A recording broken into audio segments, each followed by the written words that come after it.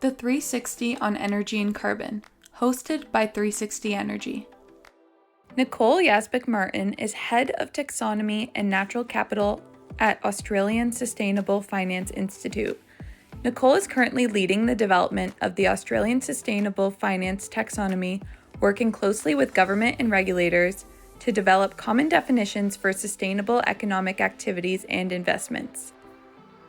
Nicole also leads a body of work at ASFI with major finance sector entities to integrate nature considerations into financial capital allocation decisions. Now let's get into the episode with Nicole. Welcome back, Dave and John. Really good to be back and wonderful to have a real spread this time. Yeah, looking forward to it. John, Lysandra, it's always a pleasure.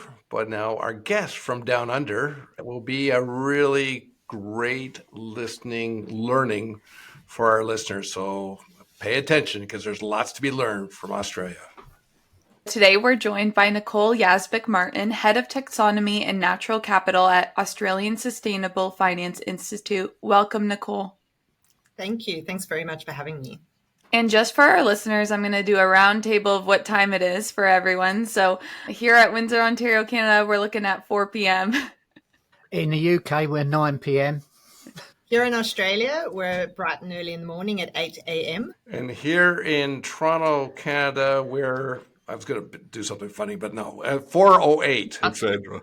Oh, so Dave's 8 minutes ahead of us. Yeah. He would be. Time traveled a bit. Well, everything's, faster in Toronto, right? So true. Yeah. Well, really excited to have you on today, Nicole. To kick off this episode for our listeners, can you explain what a sustainable finance taxonomy is and why it's crucial for Australia's transition to a low carbon economy?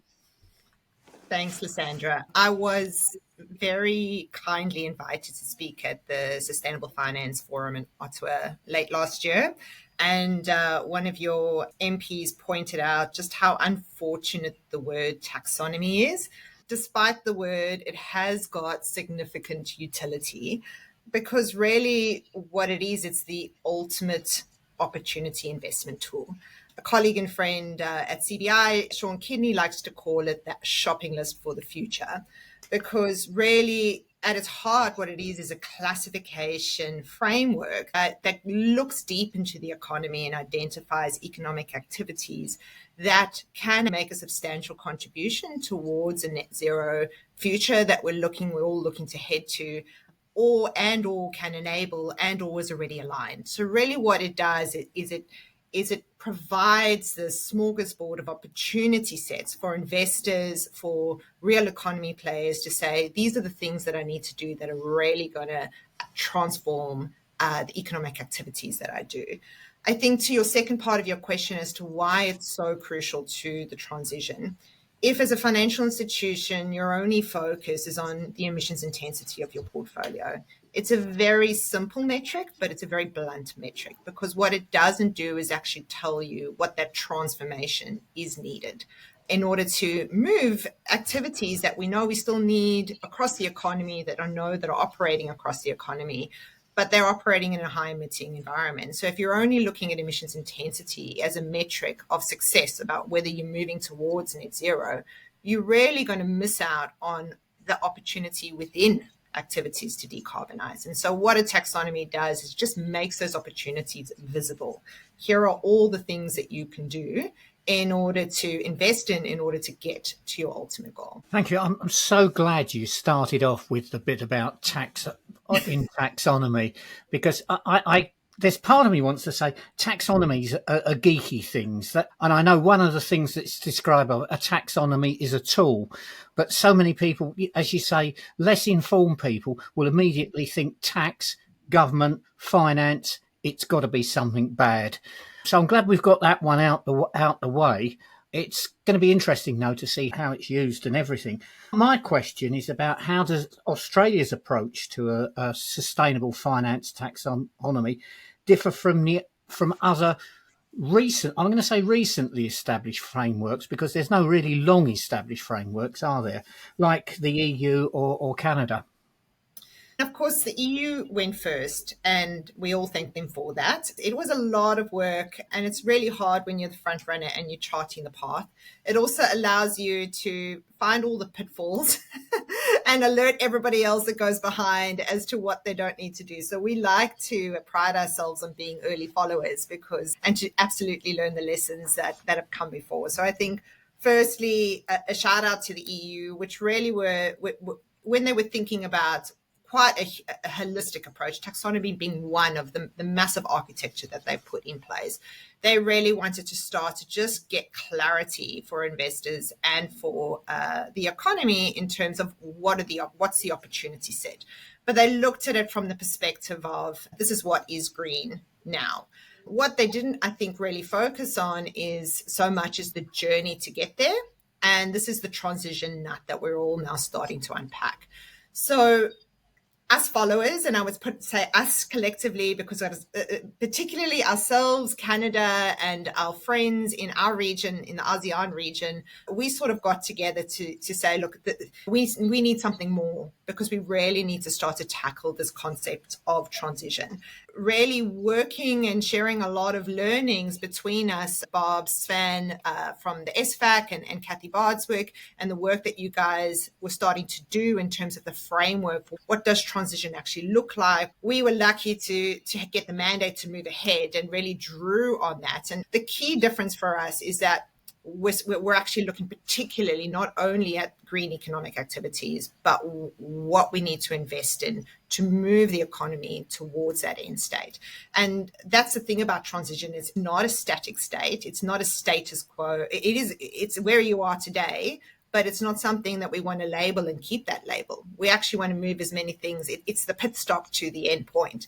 And so thinking about how a taxonomy can be an effective mechanism to demonstrate transition or movement over time towards an endpoint, and what are the investments that need to be made along the way to get your activity from where it is to where it needs to be. The key contribution that Australia has made, and where it, I think, goes further, I don't think anything is fundamentally different. It's growing and building on what was coming before. What we've done is start to look at what we call decarbonisation measures. So it's not just about the endpoint. It's about the key capital investment measures that you can make within high emitting sectors, within hard to abate industries and entities, those component parts that will help decarbonise your activity. And I think that's the contribution Australia is making towards this body of work that is growing internationally.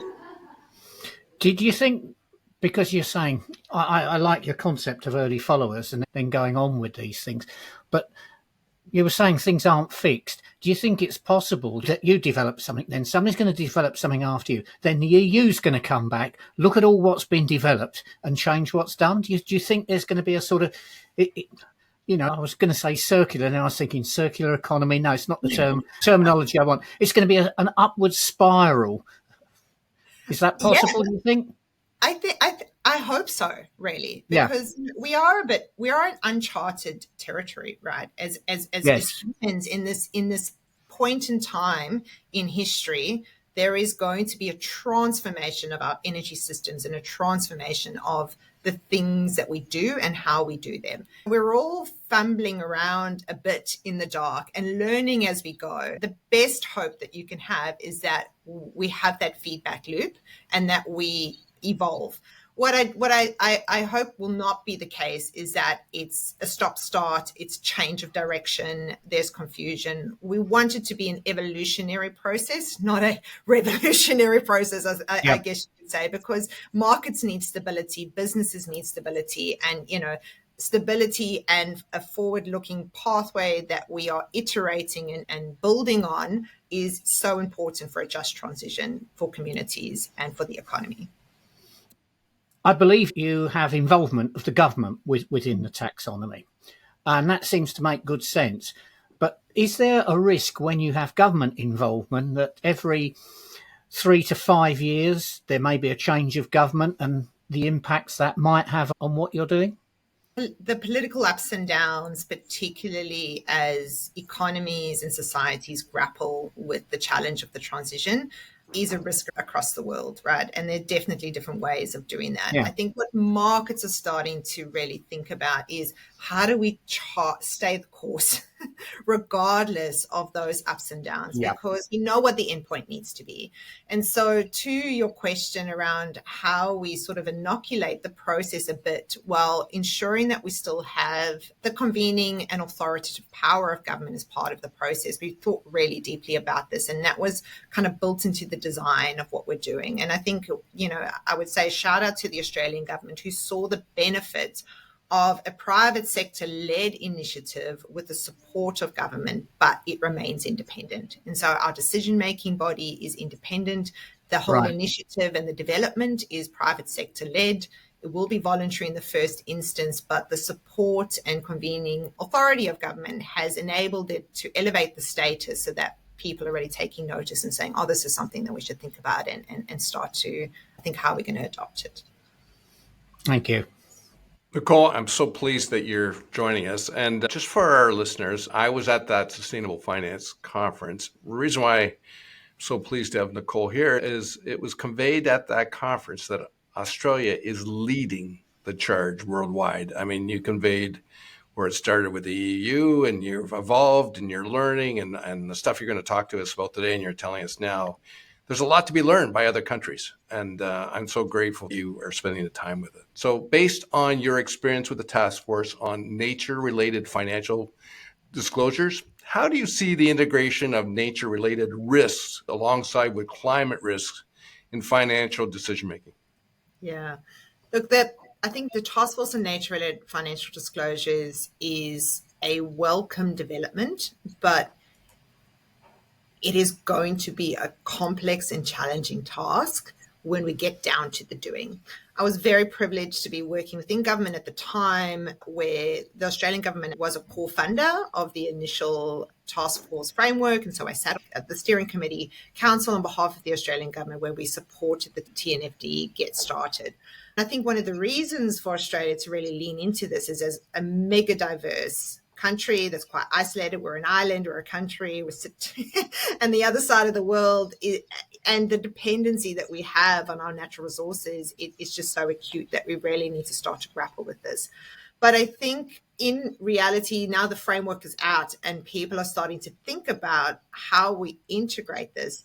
It's not going to be dissimilar from the challenges that we faced with climate. I think we can actually look at the climate story as a bit of a template for how we move forward on nature.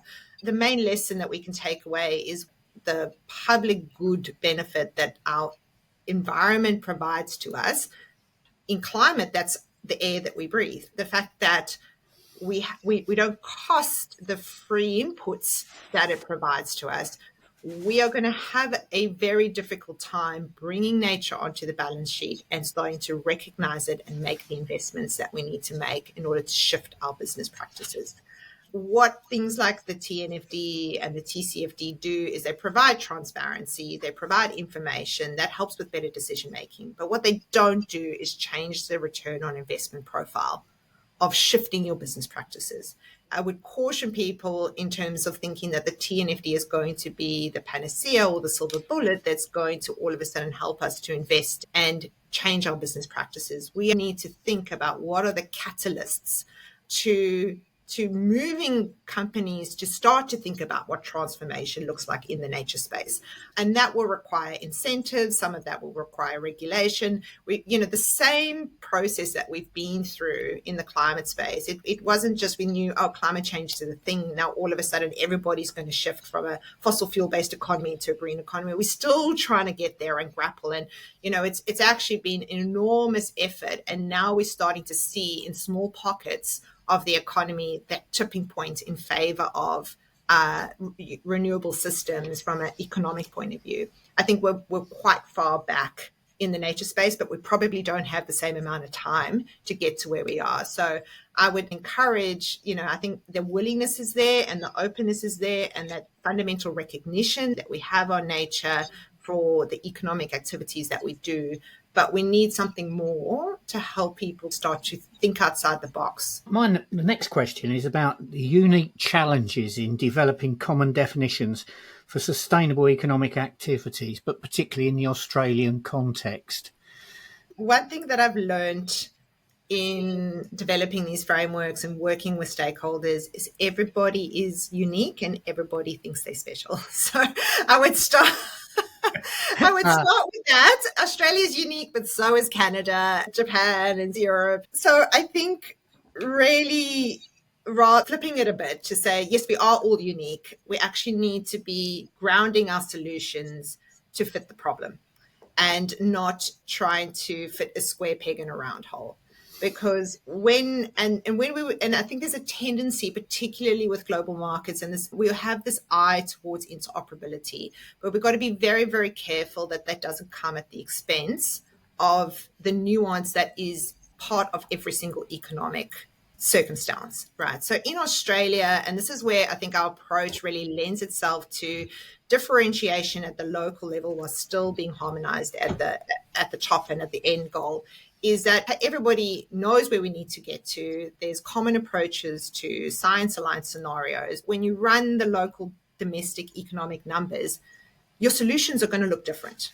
It's really important to ensure that the profile of that pathway, whether it's the energy transformation in Canada, the energy transformation in Australia, we all want to get to the end goal, but the pathway might be different. And so that was, I think, a key lesson for us to have a taxonomy that is fit for purpose for the Australian context. What does the energy transformation look like for Australia, right? I think that helps to alleviate that sort of special pleading, or no, we're so different, because we're actually catering to the needs of the Australian economy. And so we'll move faster in some areas, but we'll move slower in other areas. And that's okay, because as long as we all have that scientific underpinning, but we need to have that localized injection. Otherwise, it's going to be a framework that's just not fit for purpose and usability. I think one thing that I would say, and this is probably unique for both Australia and Canada, is that we are both open trading economies. And so my caveat... Currently Canada's, yes.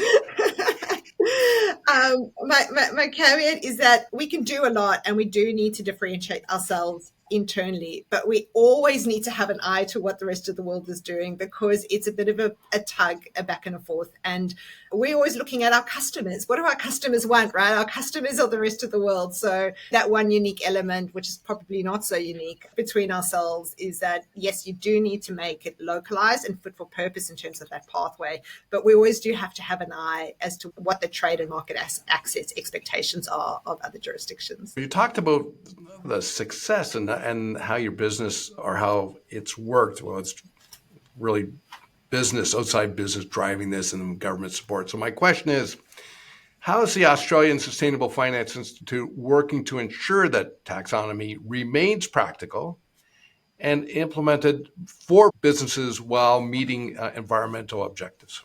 Yeah. There's probably two prongs to that. One is in design, and the other one is in support in the doing.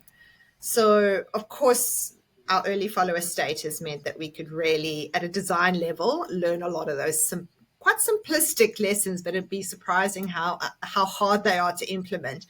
And that is really just being clear around how you draft things, the binary nature, in, out, underpinning everything that you do with data sets that real economy players can actually demonstrate. Really gets into the hygiene of how you use these frameworks. People forget about that. But if you craft criteria, it might be perfect from a scientific point of view and even from an economic point of view. But if there's no data points to show, well, then we're falling down at that point. So all of those things, grounding it in existing data, finding proxies that can help demonstrate alignment, thinking about the flow of information, all of that is something that we've tried to really learn lessons from, the difficulties that the EU and others have had, and build that into the design elements.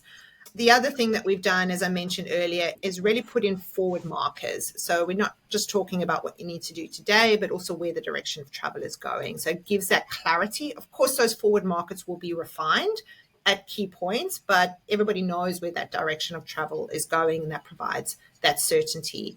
And then what we haven't done yet, but what we've certainly recognized, there is an ongoing role for guidance, for clarity, for support that needs to happen from somebody, particularly in a voluntary setting. What you've seen with other jurisdictions is if when you don't have that supporting environment, once the framework has been developed, it doesn't get take up. So we really want to move into that implementation phase. And so that kind of gets into the doing and the support.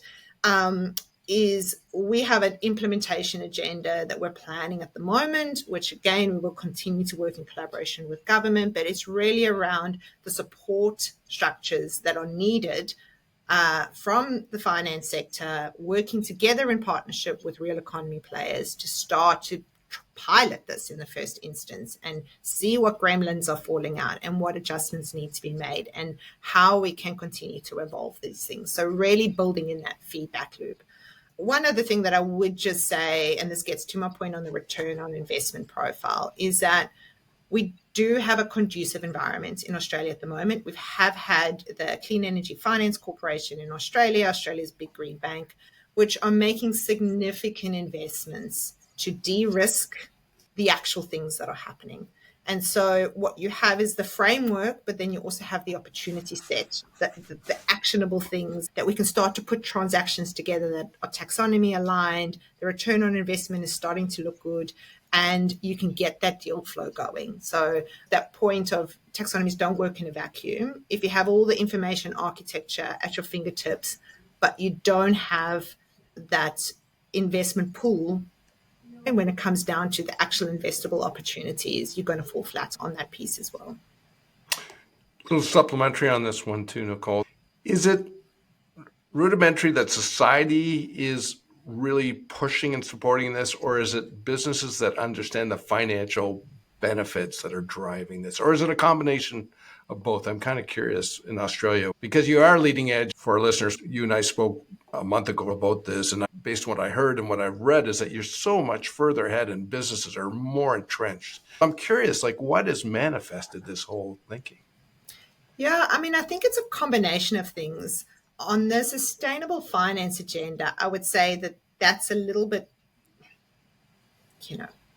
the average person in the street is not talking about taxonomy. No, they're not. But what they are supporting is the transformation and the opportunity set. Okay. So,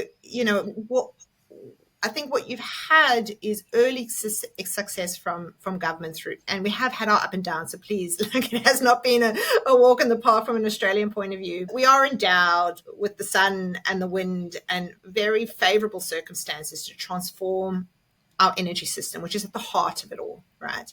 And that was made very practical and very tangible early on by households that were given incentives to put solar panels on their roofs. We have the largest uptake of rooftop solar in the world. Over 11 million homes in Australia. It's more than half the homes in Australia are seeing the benefit every single day of the value of renewable energy, right? We're also in a point in time in Australia where our existing infrastructure is aging and falling apart. We're in that natural asset replacement cycle. So and I think that's a really key thing. So some of it is just luck and timing. So we're not in a situation like some of our Asian colleagues where they've just put huge amount of money into, say, a new coal-fired power station, and now they need to think about early retirement. It's costly, it's complicated.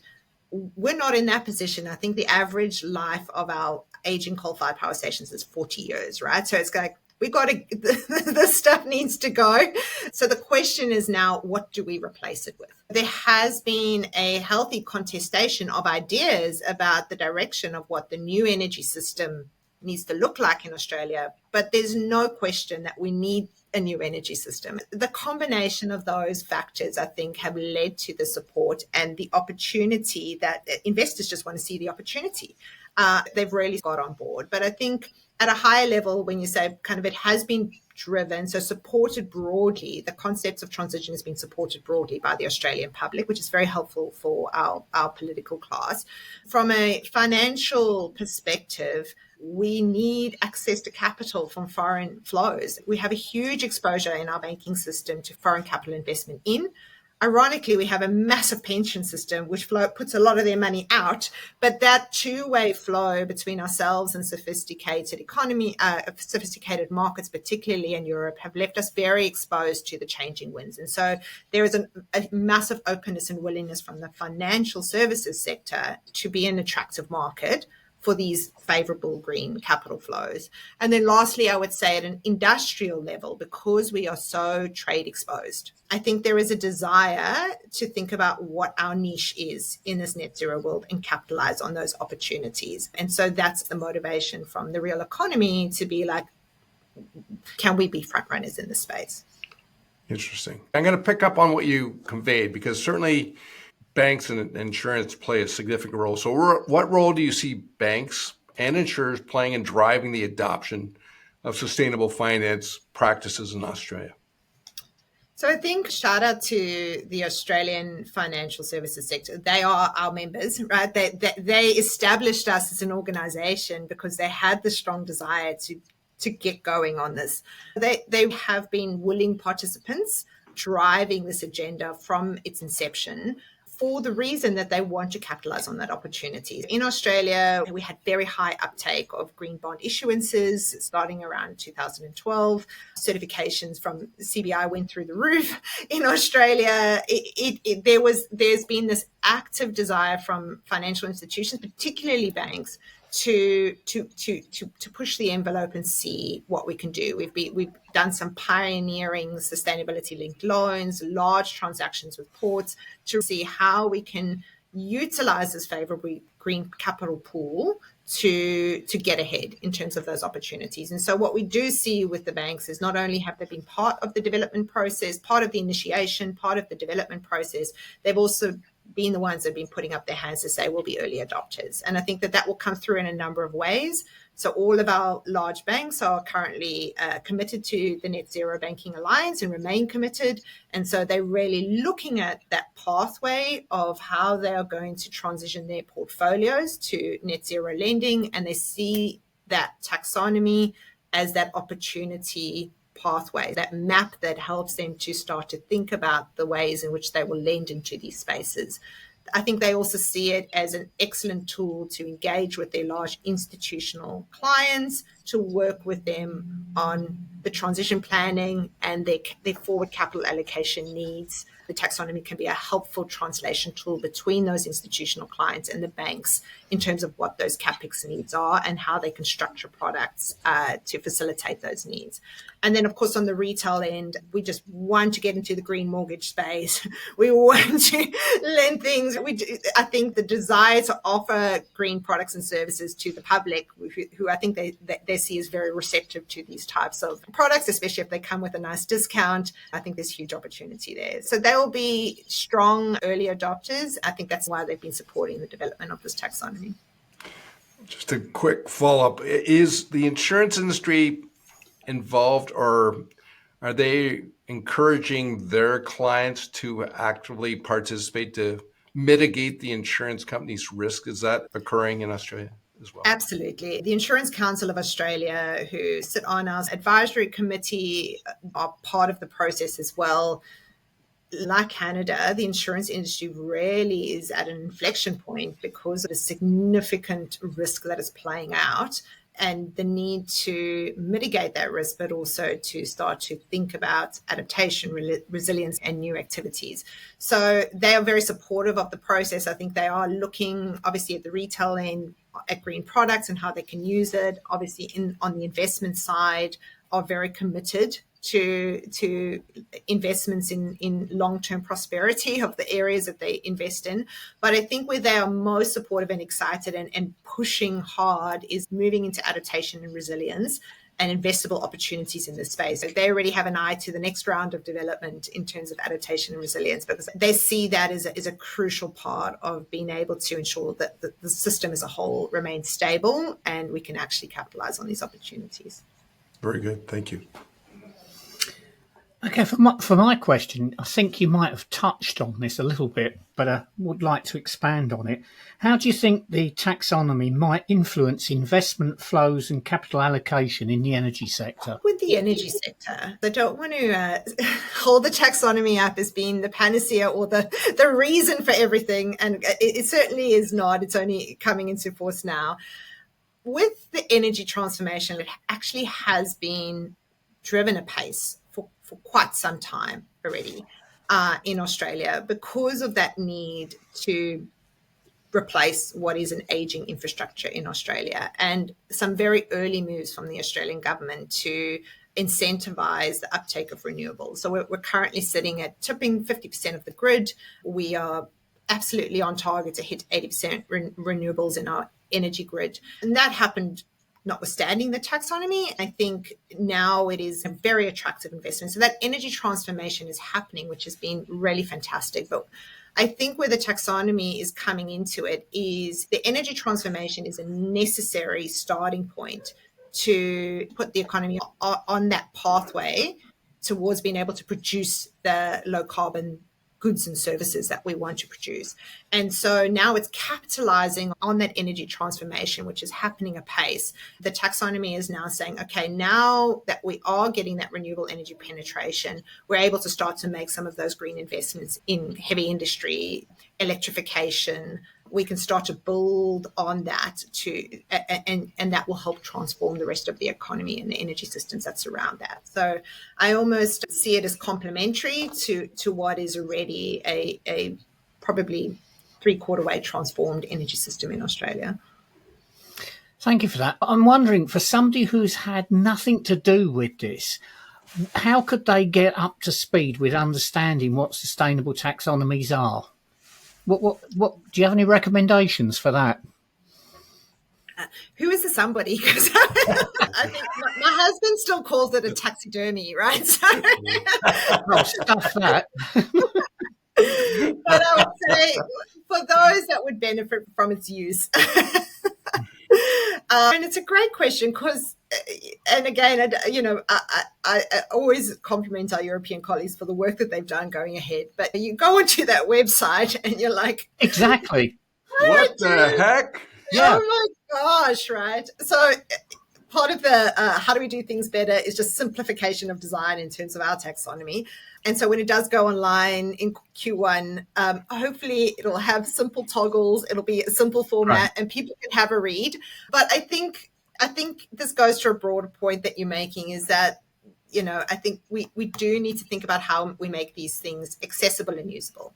We've been talking a lot around digital tools, comparative digital tools, because back to the point around the unique cases, I think the benefits of local taxonomies that all have a common approach is that you can, if you're investing in Canada, you can be looking at, say, the specifics of Canada and how it compares to the specifics of Australia. It would be wonderful if they were all in a searchable, simplistic way that investors could actually do that comparison. And I know that the multi-jurisdictional common ground taxonomy, so first it was Europe and China, Singapore's joined. I think we're advocating strongly that Australia should also compare, but it's still a PDF document somewhere on a website that is completely impenetrable. So maybe this is a shout out that we absolutely need to just embrace what is the 21st century and technology to be able to make this searchable and usable at a very practical level. Thank you.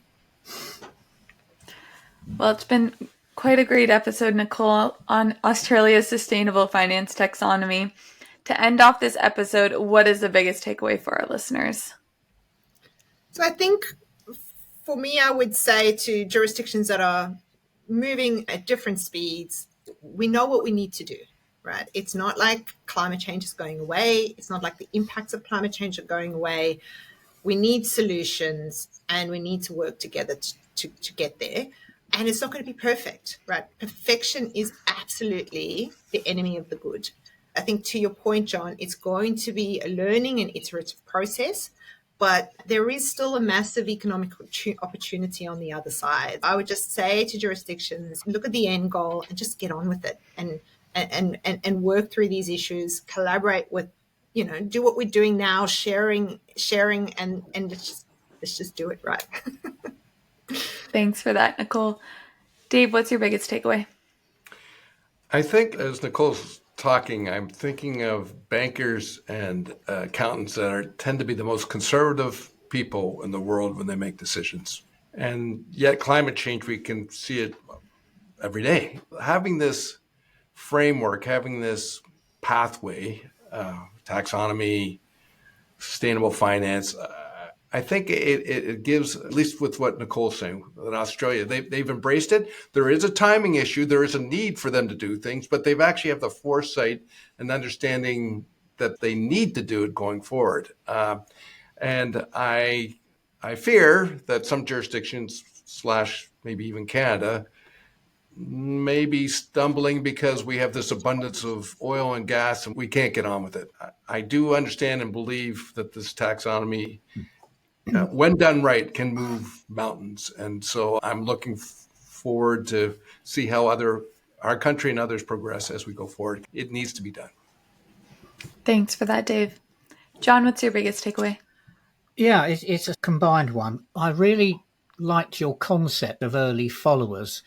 I can remember being in a technology-based environment where somebody said, we don't want to be on the bleeding edge of technology. We want to let somebody make some first mistakes and follow up and do it better. That's that. But it's combined with having been involved in the sustainability space for a long time.